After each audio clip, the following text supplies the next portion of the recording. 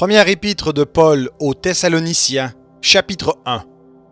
Paul et Sylvain et Timothée, à l'église des Thessaloniciens, qui est en Dieu le Père et en Jésus-Christ le Seigneur, que la grâce et la paix vous soient données.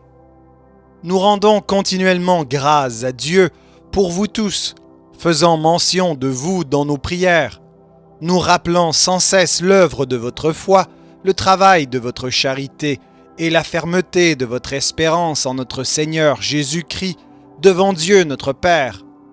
Nous savons, frères bien-aimés de Dieu, que vous avez été élus, notre évangile ne vous ayant pas été prêché en parole seulement, mais avec puissance, avec l'Esprit Saint et avec une pleine persuasion, car vous n'ignorez pas que nous nous sommes montrés ainsi parmi vous à cause de vous.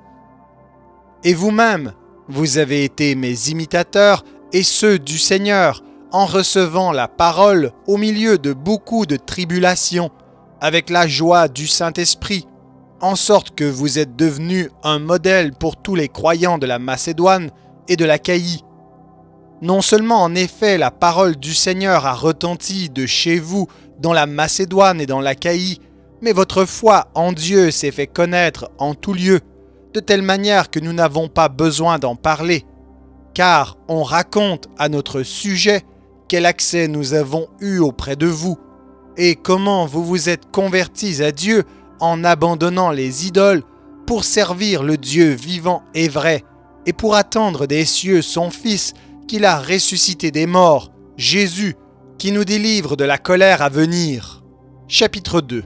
Vous savez vous-même, frères, que notre arrivée chez vous n'a pas été sans résultat. Après avoir souffert et reçu des outrages à Philippe, comme vous le savez, nous prîmes de l'assurance en notre Dieu pour vous annoncer l'évangile de Dieu au milieu de bien des combats.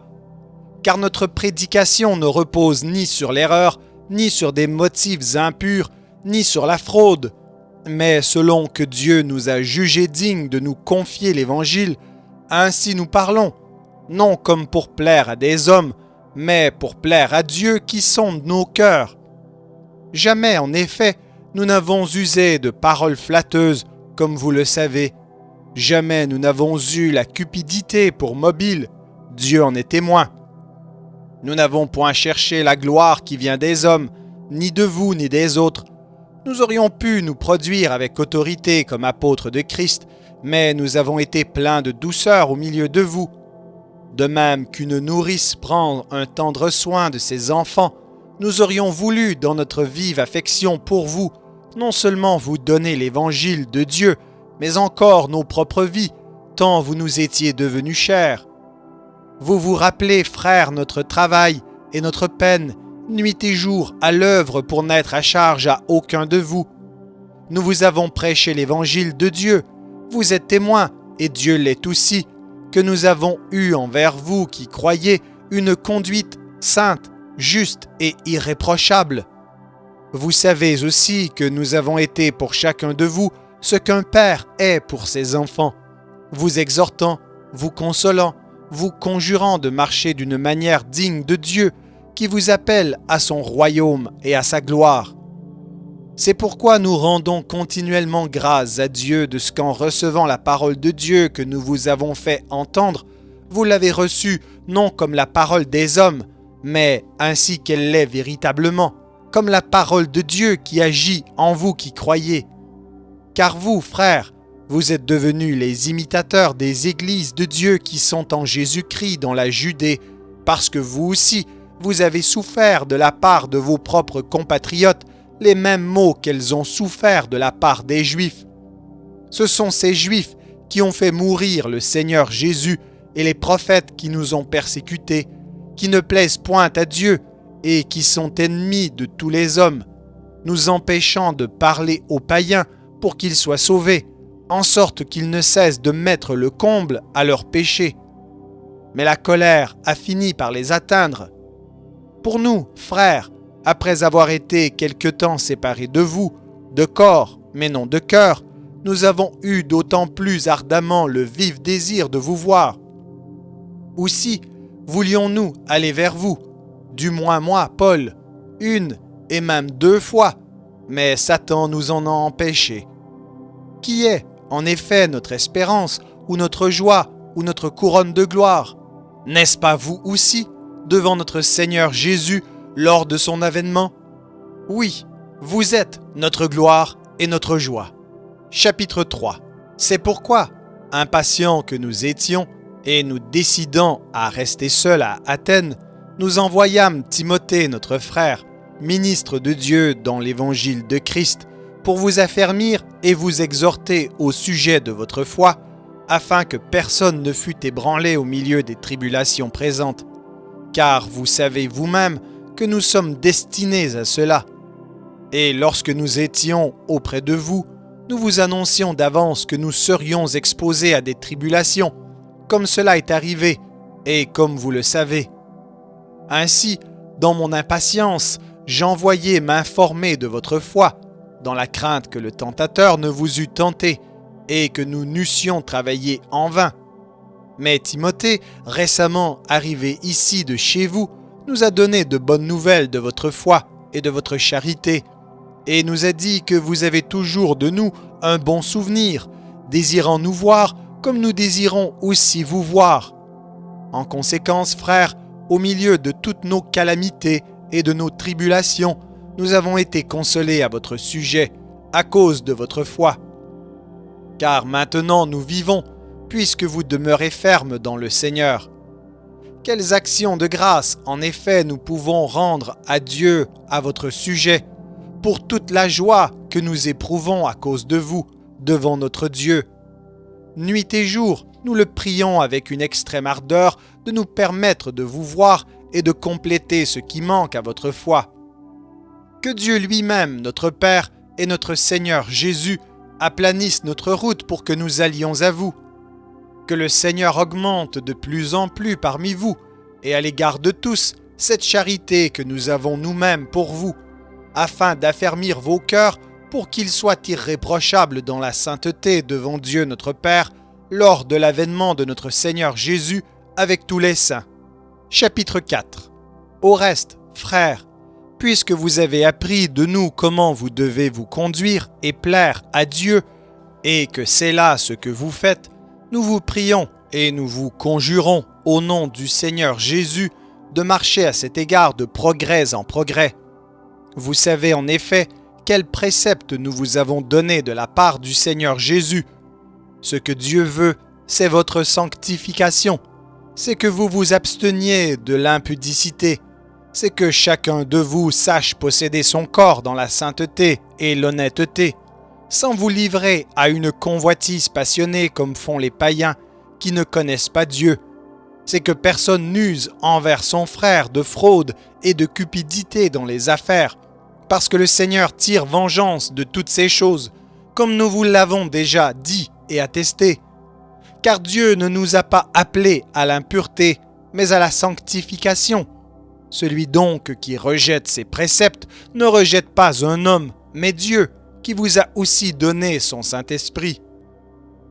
Pour ce qui est de l'amour fraternel, vous n'avez pas besoin qu'on vous en écrive, car vous avez vous-même appris de Dieu à vous aimer les uns les autres, et c'est aussi ce que vous faites envers tous les frères de la Macédoine entière.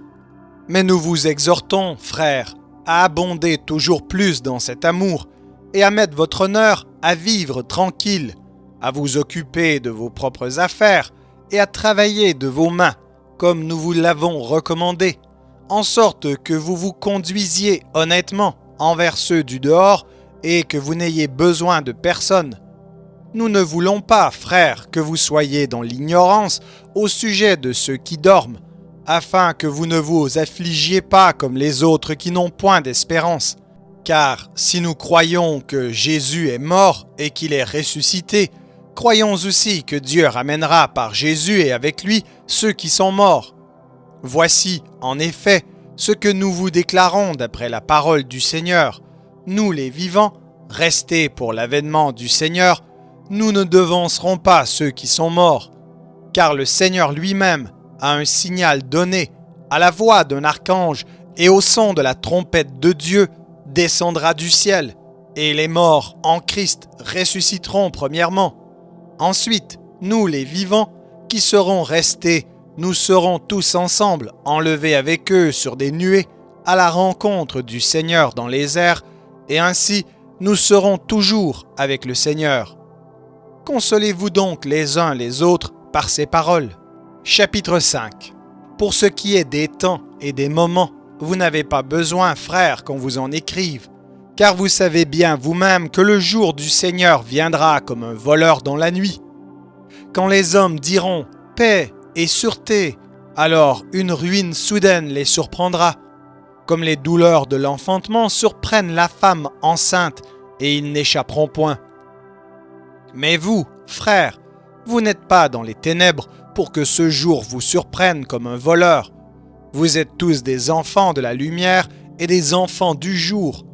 Nous ne sommes point de la nuit ni des ténèbres. Ne dormons donc point comme les autres, mais veillons et soyons sobres, car ceux qui dorment, dorment la nuit, et ceux qui s'enivrent, s'enivrent la nuit. Mais nous qui sommes du jour, soyons sobres, ayant revêtu la cuirasse de la foi et de la charité, et ayant pour casque l'espérance du salut. Car Dieu ne nous a pas destinés à la colère, mais à l'acquisition du salut par notre Seigneur Jésus-Christ, qui est mort pour nous, afin que, soit que nous veillions, soit que nous dormions, nous vivions ensemble avec lui. C'est pourquoi exhortez-vous réciproquement et édifiez-vous les uns les autres, comme en réalité vous le faites. Nous vous prions, frères, d'avoir de la considération pour ceux qui travaillent parmi vous, qui vous dirigent dans le Seigneur et qui vous exhortent. Ayez pour eux beaucoup d'affection à cause de leur œuvre. Soyez en paix entre vous. Nous vous en prions aussi, frères, avertissez ceux qui vivent dans le désordre. Consolez ceux qui sont abattus, supportez les faibles, usez de patience envers tous. Prenez garde que personne ne rende à autrui le mal pour le mal, mais poursuivez toujours le bien, soit entre vous, soit envers tous. Soyez toujours joyeux, priez sans cesse, rendez grâce en toutes choses, car c'est à votre égard la volonté de Dieu en Jésus-Christ. N'éteignez pas l'esprit, ne méprisez pas les prophéties, mais examinez toutes choses, retenez ce qui est bon, abstenez-vous de toute espèce de mal. Que le Dieu de paix vous sanctifie lui-même tout entier, et que tout votre être, l'esprit, l'âme et le corps, soient conservés irrépréhensibles lors de l'avènement de notre Seigneur Jésus-Christ. Celui qui vous a appelé est fidèle, et c'est lui qui le fera. Frères, priez pour nous, saluez tous les frères par un saint baiser. Je vous en conjure par le Seigneur, que cette lettre soit lue à tous les frères. Que la grâce de notre Seigneur Jésus-Christ soit avec vous.